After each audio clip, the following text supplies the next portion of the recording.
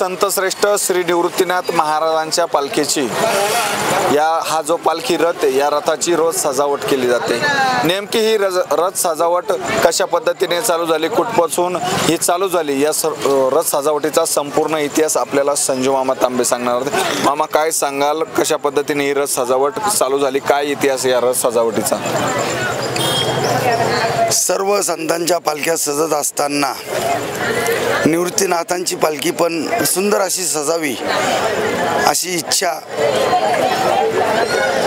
वर्षानुवर्ष शिवाजी भाऊ पेखळे हे पायी वारीमध्ये असताना त्यांना त्याची सल होती आणि त्यांच्या या सलीतनं जी प्रेरणा घेऊन त्यांनी वेगवेगळ्या गावातील वेगवेगळ्या मंडळांना प्रेरित करून ही रथ सजावट टप्प्याटप्प्याने सुरू केली।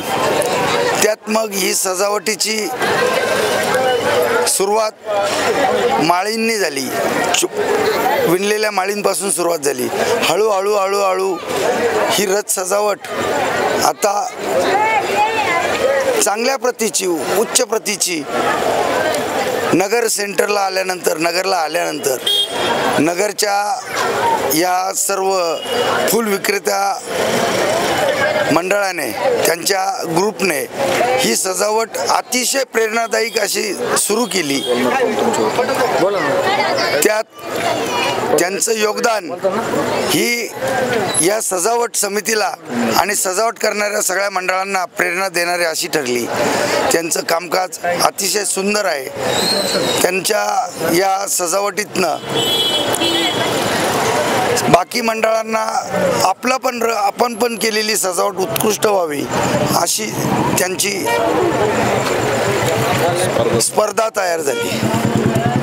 नक्कीच हा जो रथ सजावटीचा इतिहास आहे हा संजू मामा तांबे यांनी संपूर्ण सांगितला, पण मात्र अहिल्यानगर शहरामध्ये आपण माझ्या पाठीमागे जो रथ बघतायत, अतिशय सुंदर पद्धतीने या रथाची जी सजावट आहे ती करण्यात आली आहे। आपल्यासोबत रथ सजावट करणार हे मित्रमंडळी, काय सांगाल, कशा पद्धतीने ही रथ सजावट, किती खर्च या रथ सजावटीला येतो, किती दिवसापासून तुम्ही या रथ सजावटीची तयारी करतात, कशा प्रकारे डिझाईन तयार केलं जातं?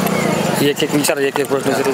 काय सांगाल, किती वर्षापासून तुम्ही ही सेवा करता? ही रथ सजावट आम्ही 5 ते 7 वर्षापासून करतो आणि इथून पुढे आवृत्त करत राहणार आहोत। किती खर्च येतो, किती दिवसापासून तुम्ही? 7 वर्षापासून करतो। खर्च हा विषय नसतो, सेवा हा विषय असतो आमचा। ही डिझाईन नेमकी आता माझ्या बागेतून बघितलं, हत्ती आहेत, सगळ्या गोष्टी आहेत, ही डिझाईन नेमकी कोणी डिझाईन केली, कशा पद्धती? ही सर्व ज्याच्या त्याच्या मनाला वाटेल की हिचा हत्ती वाचवायचा, हे हत्ती वाचवायचा, पुढे पांडुरंग उभा करायचे, त्यांना पांडुरंगाला उभा करायचं, हे सर्व ज्याच्या त्याच्या मनाची डिझाईन तयार केली आहे।